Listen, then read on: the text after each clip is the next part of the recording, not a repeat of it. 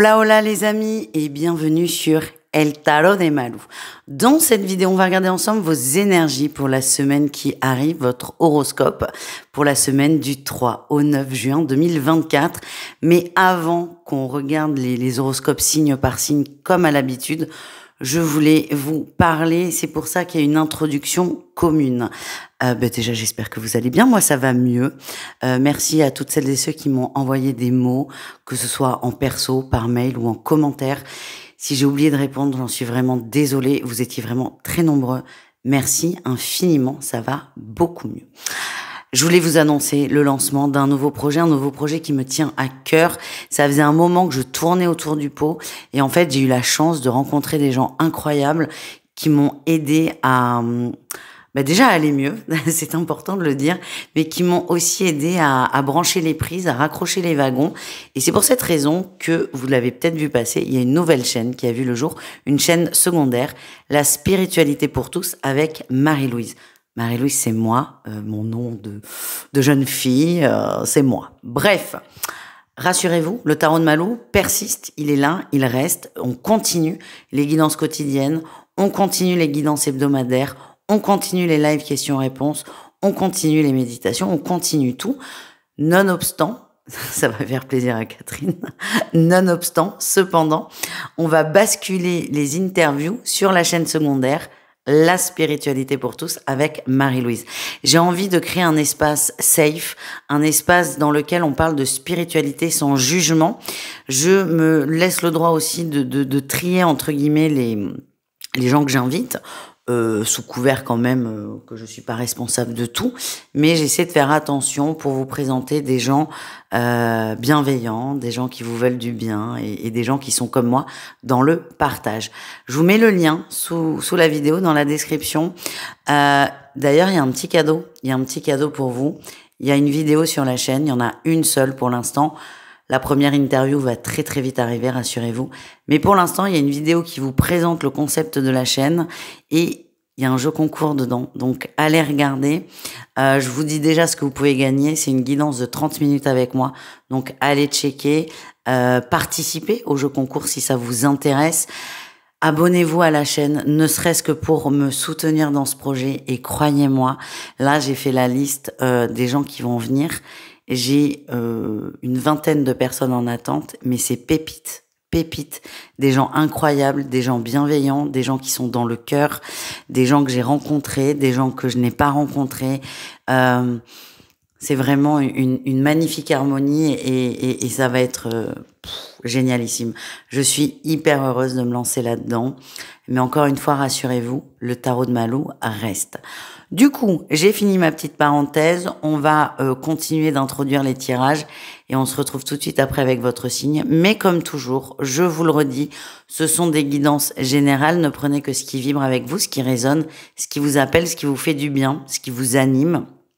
Si vous désirez approfondir, n'hésitez pas à aller voir vos autres signes, à savoir votre ascendant et votre signe lunaire.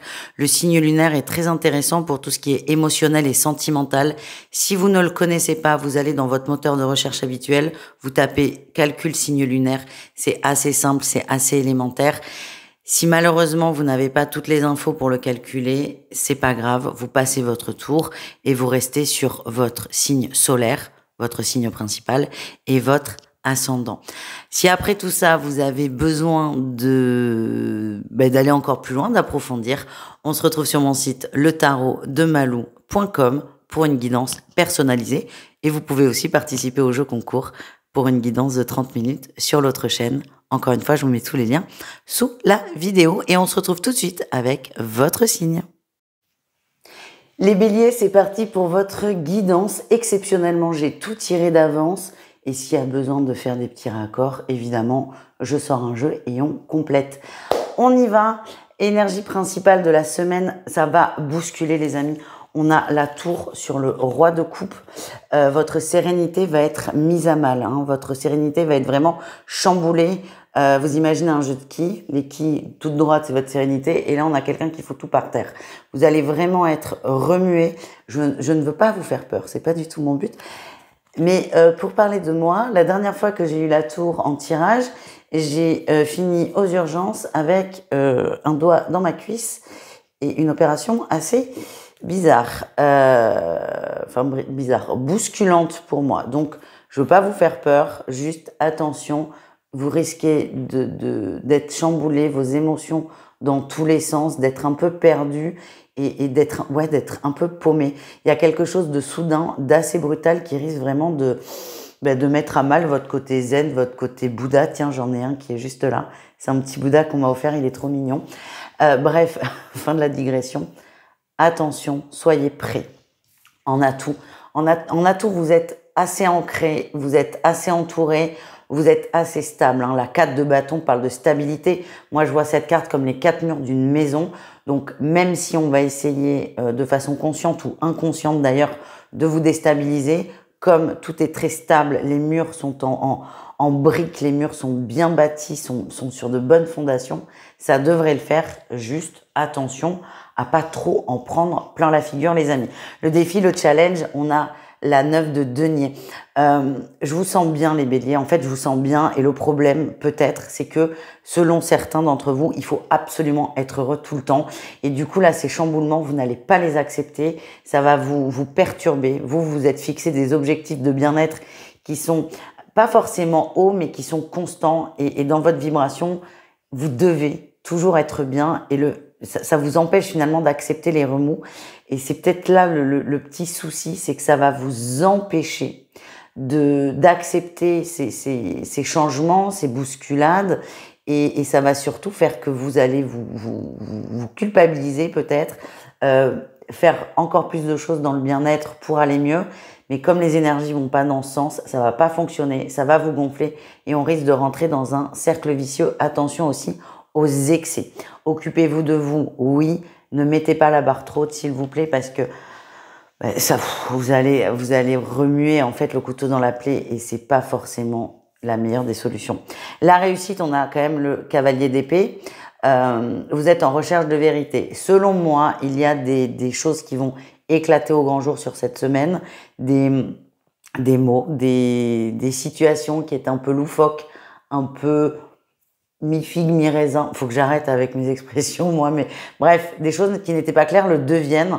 Donc, à la fois, c'est ça qui va vous chambouler, mais à la fois, en réussite, et les béliers, ça va vous permettre d'avancer, de prendre des résolutions, de trouver des solutions si jamais il y a un souci. En tout cas, vous créez votre feuille de route suite au chamboulement, et là, vous foncez. Je suis hyper contente. Le bélier qui fonce, logique, j'ai envie de dire. Au niveau professionnel, alors si vous travaillez, c'est assez simple. Si vous êtes en recherche d'emploi, vous adaptez. Si vous êtes retraité, on va parler de la matière dans son sens le plus large du terme. Votre atout, on retrouve la 9 de denier. C'est assez intéressant, les béliers, d'avoir cette carte à ce niveau-là. Dans le pro, vous allez au bout des choses. Vous êtes dans un environnement qui vous plaît. Vous êtes bosseur, vous travaillez bien. Et il y a aussi une forme d'assurance venant de vous. Ça roule, ça se déroule normalement. Le défi, le challenge, c'est que vous êtes peut-être un peu à l'arrêt. Comme vous êtes dans un environnement dans lequel vous vous sentez bien, vous êtes dans une zone de confort. Le risque, c'est de rester un peu sur ses acquis et pas tout de suite non plus, mais à moyen terme, de vous emmerder, tout simplement. Vous êtes, c'est vraiment ce que je vois, une zone de confort qui est bien parce que j'ai l'impression que quelques jours, quelques semaines auparavant, c'était pas aussi évident que ça. Mais cette zone de confort, là, vous vous reposez un peu, mais attention à ne pas vous reposer sur vos lauriers parce que ce qu'on m'envoie, c'est que ça peut vous être reproché. En voilà les amis. On continue avec le relationnel en général, c'est-à-dire vous et le reste du monde. En atout, vous faites un point, vous faites un bilan, vous vous posez. Encore une fois, les révélations que vous allez avoir vont vous chambouler quand même. Je vais pas vous raconter de bêtises. Et en fait, là, vous avez besoin d'avoir un peu de temps pour vous, pour voir où vous en êtes, pour faire un point, pour faire un bilan, pour réfléchir au calme. Le défi, le challenge, c'est attention à ne pas trop s'exclure du groupe, à ne pas trop s'exclure des amis, du cercle d'intime. C'est bien de se poser des questions, mais attention à ne pas tout remettre en question, à ne pas mettre en question la fidélité de tout votre entourage, parce que là, encore une fois, vous risquez de remuer le couteau dans la plaie, vous allez vous faire du mal et vous risquez de blesser aussi les gens qui sont autour de vous. Encore une fois, il y a quelque chose qui va vous perturber. Donc le fait de vous poser des questions est complètement légitime. Le fait aussi de remettre peut-être en question son jugement est aussi légitime. Mais juste attention à ne pas partir dans tous les sens, les amis. On termine avec le sentimental. Et là, il y a 3 cas de figure comme toujours. Triangulaire, couple et célibataire. Je vous l'ai dit dans l'intro, n'hésitez pas à aller voir votre signe lunaire pour le sentimental si vous pouvez l'obtenir, évidemment. Les triangulaires, on parle de papillons, il y a des retrouvailles. J'ai l'impression qu'il y a une période